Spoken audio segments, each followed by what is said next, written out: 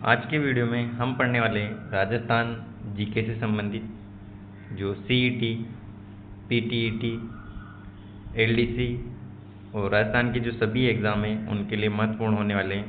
तो अपन शुरू करते हैं 50 क्वेश्चनों के साथ में। पहला प्रश्न है, वैभवशाली कलात्मक नगरी चंद्रावती पर 11वीं एवं 12वीं शताब्दियों में किस वंश के शासकों का शासन रहा? तो इसका सही आंसर क्या हो जाएगा दोस्तों? तो इसका सही आंसर हो जाएगा आबू के जो परमार थे उनका शासन था।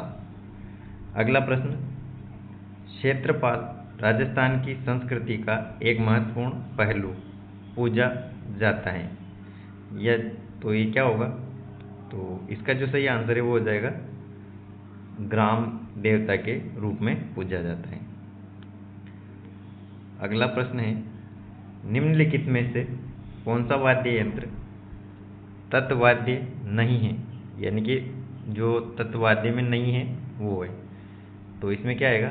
अलगोजा इसका सही आंसर हो जाएगा। अलगोजा किस में आता है? तो ये सुशीर वाद्य में आता है। अगला प्रश्न, वैशाख शुक्ल तृतीया और श्रावण कृष्ण पंचमी को कौन से त्यौहार पड़ते हैं? तो वैशाख शुक्ल तृतीया को जो त्यौहार पड़ता है वो है आखा तीज, और श्रावण कृष्ण पंचमी को जो त्यौहार पड़ता है उसको नाग पंचमी कहते हैं। तो इसका ऑप्शन बी सही हो जाएगा। अगला प्रश्न, राजस्थानी संस्कृति में ओलंदी क्या है?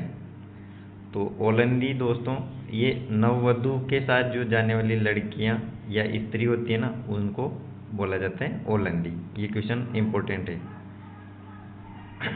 अगला प्रश्न, कोटा के किस शासक के काल को कोटा स्कूल की चित्रशैली का उत्कृष्ट काल माना जाता है? तो जो कोटा के शासक थे महाराव उमेद सिंह प्रथम, इनके समय को जो स्कूल की जो चित्रशैली था उसको उत्कृष्ट काल माना जाता है। अगला प्रश्न, जयपुर के महाराजा सवाई जय सिंह ने किन स्थानों पर वेधशालाओं का निर्माण कराया था? तो इसका सही आंसर क्या हो जाएगा दोस्तों? तो कहाँ पे करवाया था? उन्होंने करवाया था जयपुर, वाराणसी, उज्जैन, मथुरा और दिल्ली। तो ये ऑप्शन बी इसका सही आंसर हो जाएगा। अगला प्रश्न,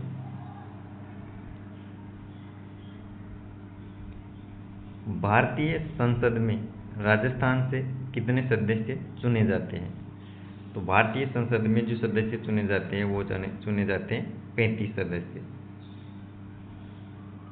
अगला प्रश्न,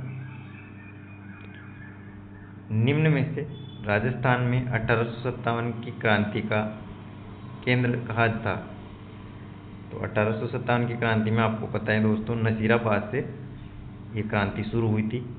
तो इसका ऑप्शन डी सही आंसर हो जाएगा। अगला है, बंगाल की खाड़ी में गिरने वाली राजस्थान की नदियाँ सही युग्म निम्न में से कौन सा है? मतलब नदियों का कौन सा युग्म सही है जो बंगाल की खाड़ी में गिरता है? तो इसका सही आंसर क्या हो जाएगा दोस्तों? तो इसका सही आंसर हो जाएगा काली सिंध और गंभीरी। तो ऑप्शन डी इसका सही आंसर हो जाएगा। ये क्वेश्चन भी बहुत एग्जाम में पूछा जाता है, ये वेरी वेरी इंपॉर्टेंट है कि फल्गुबाई का संबंध किससे है? तो फल्गुबाई एक शरीर नृत्य के लिए प्रसिद्ध है। तो ऑप्शन बी इसका सही हो जाएगा। अगला प्रश्न है, कीर्ति स्तंभ एवं विजय स्तंभ कहाँ स्थित है? तो ये आप सबको पता होगा कि चित्तौड़गढ़ दुर्ग है, उसके अंदर ये दोनों स्थित है। अगला प्रश्न, शहीद भील बालिका कालीबाई निम्न में से किस स्थान से संबंध थी? तो चारों स्थानों में से रास्तापाल कांड था डूंगरपुर में, तो उससे ये संबंधित थी। अगला प्रश्न, राजस्थान में वर्ष 2021 की जनगणना के अनुसार 1000 पुरुषों के मुकाबले स्त्रियों की संख्या का लिंगानुपात कितना था? तो 2011 की जनगणना के अनुसार में लिंगानुपात था वो था 928। तो ऑप्शन बी इसका सही आंसर हो जाएगा। अगला प्रश्न, ये क्वेश्चन भी इम्पोर्टेंट है दोस्तों। भोराट का पठार राजस्थान के किन जिलों में फैला हुआ है? तो भोराट का जो पठार है दोस्तों वो फैला हुआ है कौन से जिलों में? तो इसका सही आंसर क्या हो जाएगा? उदयपुर और राजसमंद। तो ऑप्शन ए इसका सही आंसर हो जाएगा। अगला प्रश्न,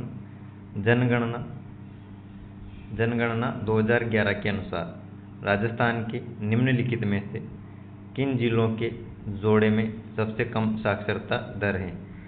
तो किन जिलों के जोड़े में साक्षरता दर कम है? तो इसका सही आंसर क्या हो जाएगा? तो इसका जो सही आंसर हो जाएगा वो जालोर और सिरोही, ऑप्शन सी सही हो जाएगा। अगला प्रश्न, घग्गर नदी के किनारे बसा नगर कौन सा है? तो आपको पता होगा घग्गर नदी वो है हनुमानगढ़ से संबंधित, यानी कि हनुमानगढ़ इसका सही आंसर हो जाएगा। और इसी के किनारे पर, घग्गर नदी के किनारे कौन सी सभ्यता थी? तो कालीबंगा सभ्यता। अगला प्रश्न, 2011 की जनगणना के अनुसार राजस्थान के किस जिले की सर्वाधिक साक्षरता दर है? तो 2011 की जनगणना के अनुसार में जो साक्षरता दर ज़्यादा है वो है कोटा, ऑप्शन बी सही आंसर हो जाएगा।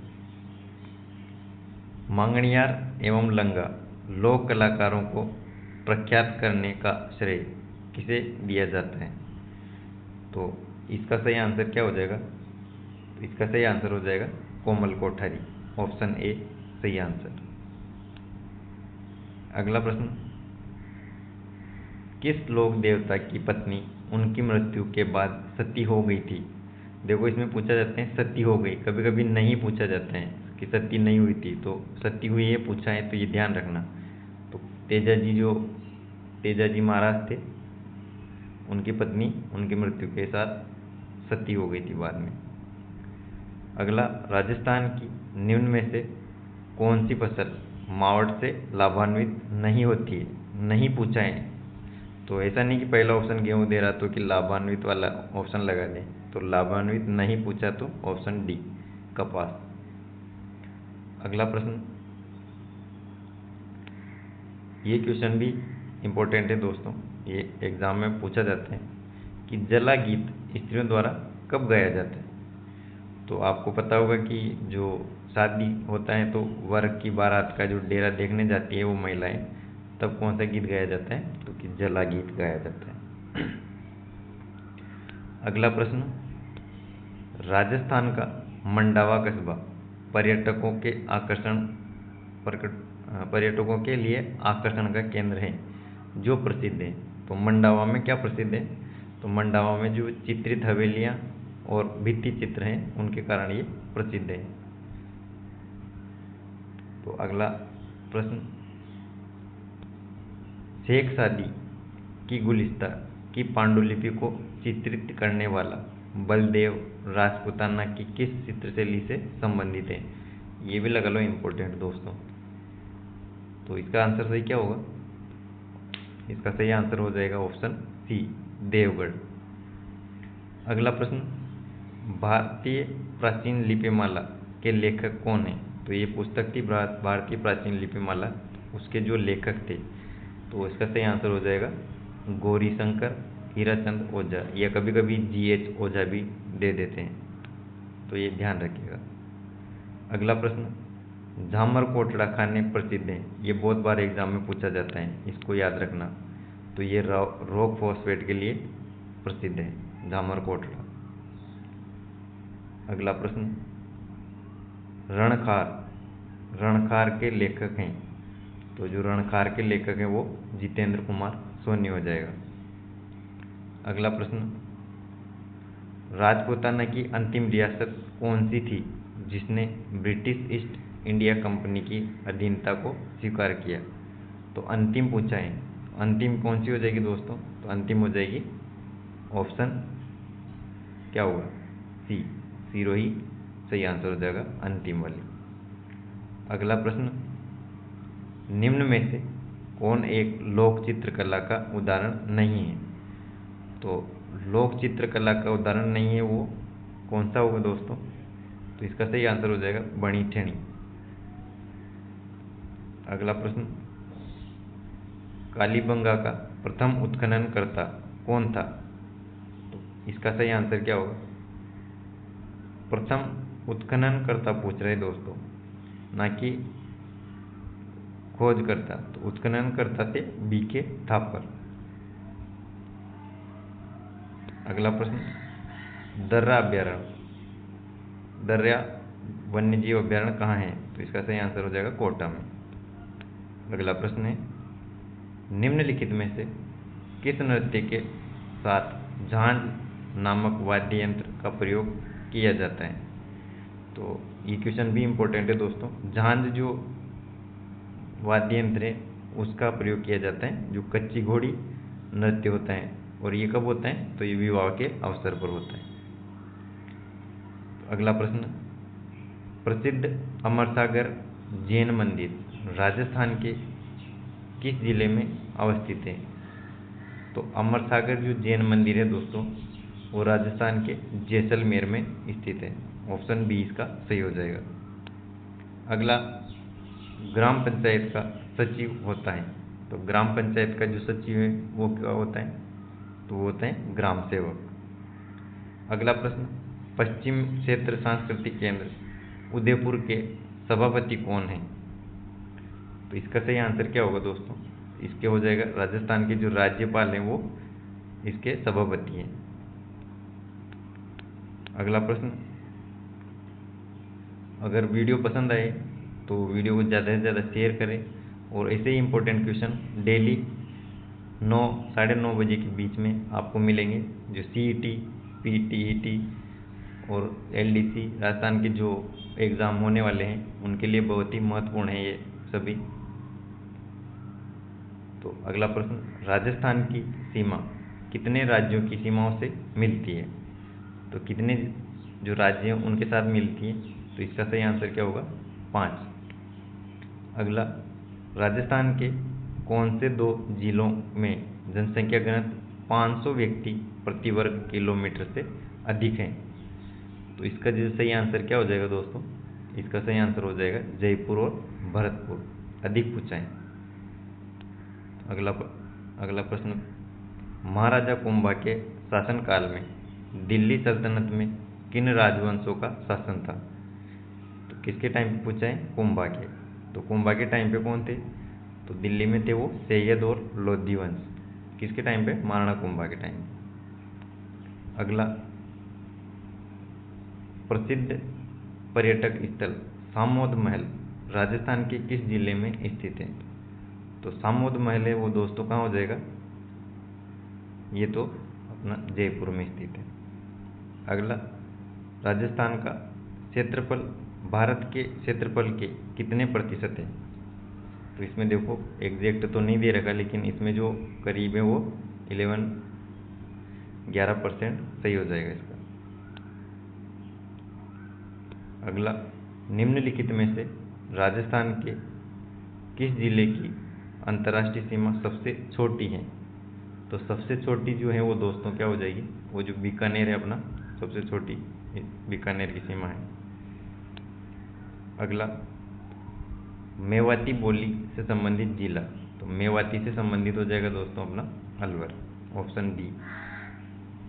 अगला प्रश्न, अब सूची 1 और सूची 2 है उनको अपने को मिलाना है। तो इसमें देखो, इसमें करणीदान, दौलत विजय, पद्मनाभ।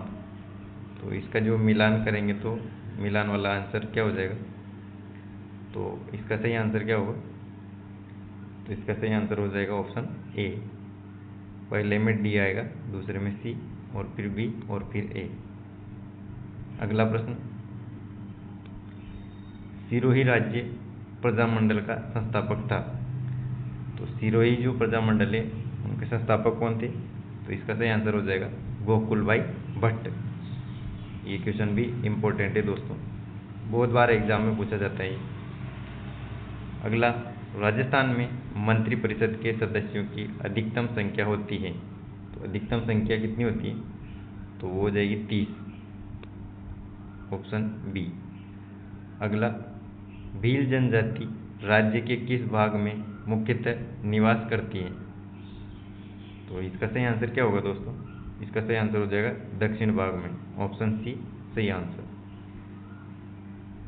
अगला, ये क्वेश्चन इंपॉर्टेंट है, ये एग्जाम में पूछा है, अभी पिछले कुछ एग्जाम हुए थे उनमें।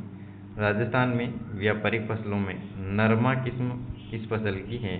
नरमा हो जाएगी दोस्तों अपने कपास, यानी जो नरम होता है, देखो गन्ना, तंबाकू, जोजोबा, तो इसमें सबसे नरम कौन सी है? तो नरम ये किस्म भी है और सॉफ्ट भी है, तो ये कपास हो जाएगी, इसे याद रखने के लिए।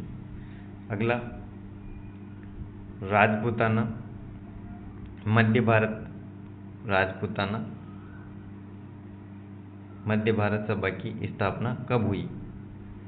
तो राजपूताना मध्य भारत की जो स्थापना हुई थी दोस्तों, इसमें ऑप्शन दे ही नहीं रखा हो, तो इसका डी ऑप्शन सही हो जाएगा। अब ये आज के दो लास्ट प्रश्न हैं। निम्नलिखित में से कौन जोधपुर राज्य का शासक नहीं था? तो जोधपुर के जो शासक नहीं थे वो पहचानना है।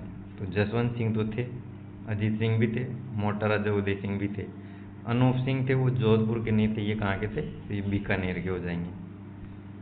अगला और लास्ट प्रश्न है ये, किस विधानसभा चुनाव में राजस्थान विधानसभा की सदस्य संख्या 184 से बढ़ाकर 200 कर दी? तो ये क्वेश्चन भी इम्पोर्टेंट है कि किस विधानसभा में बढ़ाई थी ये।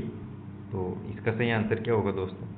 तो जो छठी विधानसभा चुनाव में 184 से 200 कर दी थी।